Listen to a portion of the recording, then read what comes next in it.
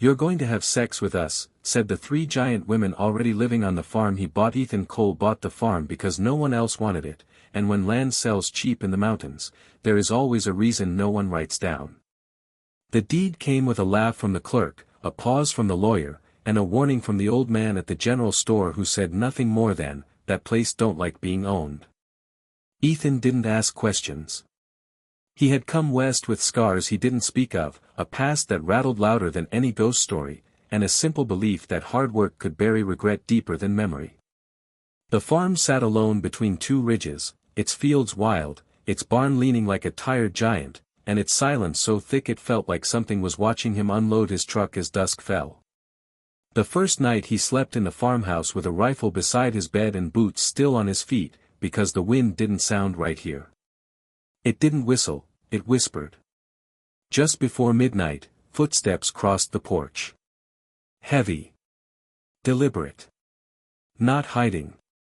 Ethan stepped outside, lantern raised, heart steady, and that was when he saw them, three women standing in the yard like statues carved from stone and muscle, each taller than him, broad-backed, hands rough, faces hardened by sun, labor, and years without mercy.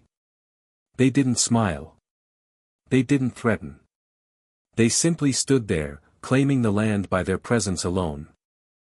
The tallest stepped forward, her voice calm, low, and unashamed as she spoke the words that would echo in Ethan's mind for weeks. Not lust. Not invitation. A declaration. A rule. She told him men didn't come here without belonging, without binding themselves to the land and the lives already rooted in it. That ownership here was different. That survival demanded intimacy, loyalty, and commitment beyond comfort. Ethan didn't flinch, but his pulse hammered because he understood something important. This wasn't about desire. It was about power, fear, and whether he would run like all the others. He told them the land was his by law. They laughed, not cruelly, but knowingly. Men before him had said the same. Those men were gone. What surprised them was that Ethan didn't draw his rifle or raise his voice. He said he'd stay the night. One night. He said he'd work the land at sunrise and prove he belonged through sweat, not fear. The women exchanged glances. The tallest nodded. "One season," she said. "Then the land decides." Morning came with aching muscles and no sign the night had been a dream. Ethan repaired fences until his hands split.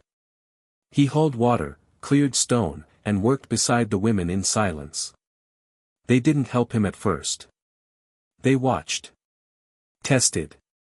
Withheld kindness the way a harsh land withholds rain. But he stayed. He didn't stare. He didn't demand. He listened. By the end of the week, the farm felt awake.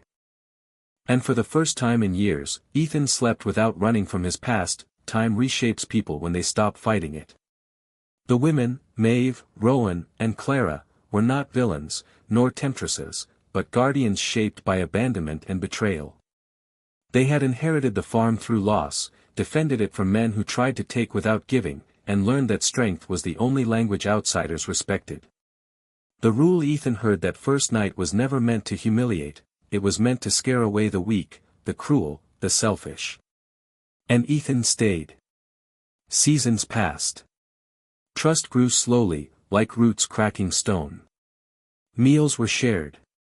Laughter returned in small, cautious doses. Ethan learned the land's rhythms and the women learned his, how he worked until exhaustion, how he never touched what wasn't offered, how he stood between them and danger without being asked. When town men rode up the mountain claiming the farm was cursed and should be seized, Ethan stood at the gate alone, while the three women stood behind him, not as threats, but as equals. The men left. That night, the truth was finally spoken plainly. The bond demanded here was never about bodies, it was about standing together when the world came to take. About choosing responsibility over ownership. About intimacy built through trust, not force. Ethan realized the words that shocked him that first night were a shield, not a hunger, a test that only those willing to stay would ever pass. The farm flourished. The land gave back what it once withheld. And Ethan, the man who came to disappear, found something stronger than redemption. He found a place that chose him back. Some places don't want owners.